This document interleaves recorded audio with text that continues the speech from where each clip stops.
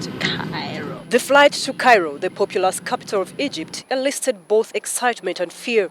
Barely a few months ago, video footage beamed on television portrayed a city under siege, enveloped by violent protests. After a 5-hour flight after a stopover at Ethiopian capital of Addis Ababa, we safely landed in Mohatam, a suburb in Egypt. The shabby outskirts of this town are littered with a lot of garbage that Kampala looks cleaner. Helena Rinitwe is a Ugandan who's studying here. She got a scholarship to study at the Cairo Demographic Center in Mohatam. Barely a few kilometers from Mohatam is Tahrir Square. To many Egyptians who turned up in large numbers to demand the resignation of President Mubarak, it holds a special place in their hearts. The Muslim Brotherhood, which led the struggle against Mubarak's despotic regime, had its headquarters in Mohatam until recently when they moved. It used to actually be near our hostel. Barely a year after the Muslim Brotherhood-leaning President Muhammad Morsi replaced Mubarak, disillusioned Egyptians demanded his resignation. This sparked violent protests across the country. I asked Rinitwe how she manages to cope in such a volatile situation. The riots and the revolution, really they've not been that good, and we were not so secure as such. But it's all about being courageous, and you stand firm in all conditions. You don't have to fear.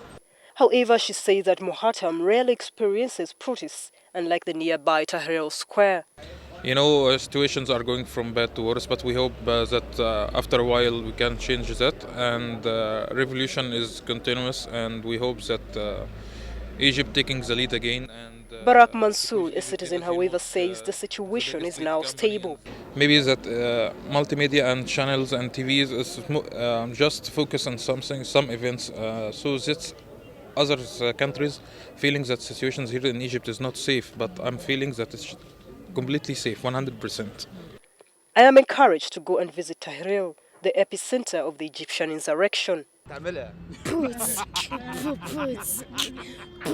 was warmly welcomed to these hallowed grounds. So right now I'm standing at Tahrir Square here in Cairo, in Egypt. Yes, Tahrir Square, where you've been seeing everything happen on your TV sets.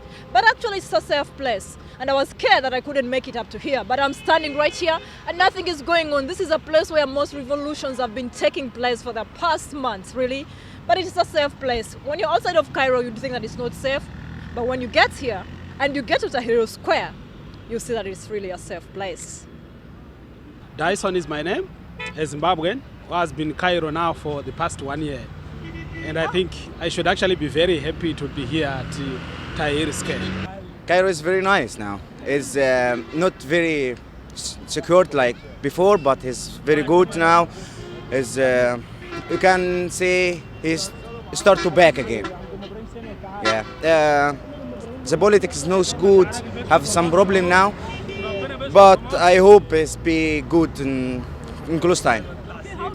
Hani says Tahrir is a symbol of defiance against an oppressive regime. Like chance for freedom, but it's not complete now. We need some more.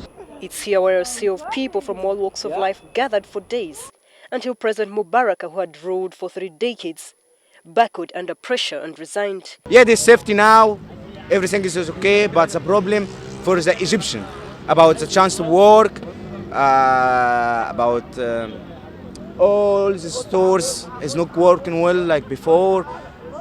All that is not like before. We need more, just not a freedom.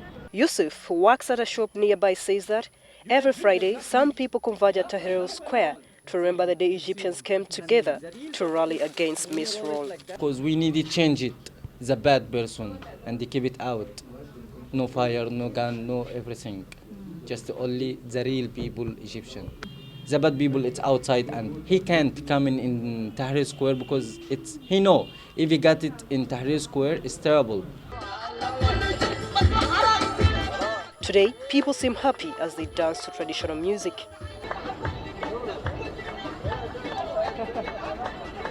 Like the aggressive traders in Kampala, here those selling merchandise lure customers to their shops as it approaches midnight.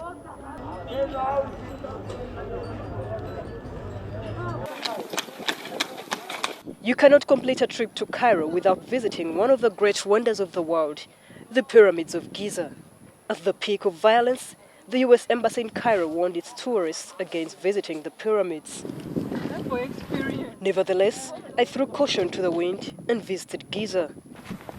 Florence Naluyimba, NTV, Cairo in Egypt.